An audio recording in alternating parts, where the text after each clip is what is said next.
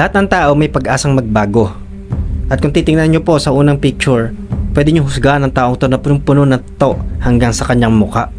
Pero nung nakilala niya ang Panginoon, mas lalo siyang binago nito. Kasi sa totoo lang, kung may naiisip ka kang taong parang wala ng pag-asa, wala ng kakayanang magbago, hanggang doon na lang ang kanyang buhay, doon tayo nagkakamali. Kasi pag nakilala nila ang Panginoong Kristo, patuloy silang itatransform. Alam niyo po, napakaganda ng testimony po ng believer po na ito. Nung siya po ay binago ng Panginoon, hindi lang siya basta tinransform mula sa puso at hanggang sa kanyang panlabas na anyo. Siya po ay ginapit ng Panginoon para maghayag po ng gospel.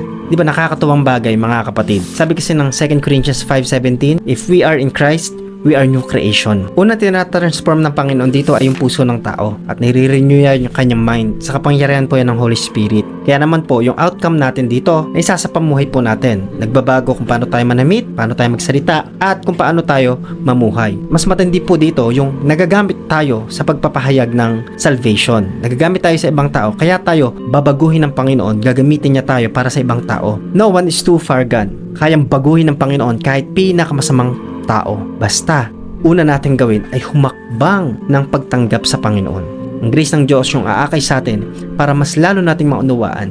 Tulad ng ginawa niya kay Apostol Pablo. Isa siyang murderer ng mga Christians. Pero binago siya ng Panginoon. Natagpuan siya ng Panginoon. Hinanap siya at ginawa siyang lingkod. Minsan din natin lubos maiisip, bakit ginagamit ng Panginoon yung mga tao? O bakit grabe yung kasamaan ng tao? Pero pwede mabaliktad ang sitwasyon. Kasi nga po, mas magiging epektibo yung isang taong masama, naging mabuti at ginagamit ng Panginoon para mangaral sa kapwa nila.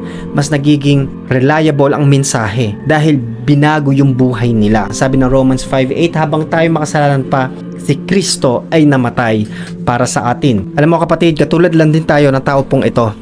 Tayo po ay naligaw pero tayo ay hinanap ng Panginoon. Tayo po ay binigyan niya ng identity. Tinawag niya tayong mga anak niya nung tayo po ay sumampalataya sa Panginoong Kristo. At kung sa tingin mo, wala ka ng kakayahang magbago, imposible nang tayo po ay ma-renew, ma-revive, doon tayo nagkakamali. Kasi gagamitin ng Panginoon ang buhay mo para man sa ibang tao.